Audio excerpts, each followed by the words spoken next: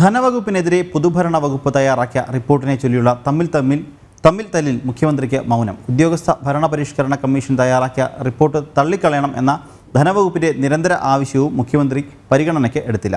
അതേസമയം ധനവകുപ്പിന്റെ പ്രത്യേക അധികാരങ്ങൾ വെട്ടിപ്പിക്കാനുള്ള പൊതുഭരണ വകുപ്പിന്റെ ശ്രമങ്ങളുടെ ഭാഗമാണ് റിപ്പോർട്ടെന്നാണ് ഉദ്യോഗസ്ഥരുടെ ആക്ഷേപം.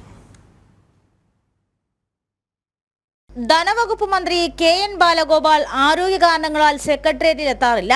മുഖ്യമന്ത്രി വിദേശ പര്യടനം കഴിഞ്ഞ് എത്തിയിട്ടേ ഉള്ളൂ. സെക്രട്ടേറിയറ്റിൽ ദിവസങ്ങളായി തുടരുന്ന വകുപ്പുകൾ തമ്മിലുള്ള തർക്കത്തിൽ മുഖ്യമന്ത്രി മൗനത്തിലുമാണ്.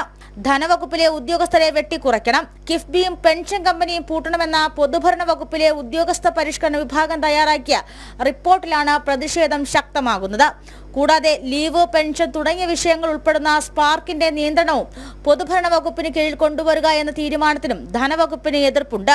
പൊതുഭരണ വകുപ്പ് ഏകപക്ഷീയമായി തയ്യാറാക്കിയ റിപ്പോർട്ട് തള്ളണം. ധനവകുപ്പിനെ കുറിച്ച് അറിവുള്ള ഉദ്യോഗസ്ഥരെ കൊണ്ട് സമഗ്ര പഠനം നടത്തിപ്പിക്കണമെന്നും രൂക്ഷമായ വിമർശനങ്ങൾ ഉയരുന്നു. ധനവകുപ്പിന്റെ അധികാര പരിധികൾ പിടിച്ചെടുക്കാനുള്ള മുഖ്യമന്ത്രിയുടെ ശ്രമത്തിന്റെ ഭാഗമാണ് റിപ്പോർട്ടെന്നും ഉദ്യോഗസ്ഥരുടെ ഭാഗത്തുനിന്നും വിമർശനങ്ങൾ ഉയരുന്നുണ്ട്. ജനം, തിരുവനന്തപുരം.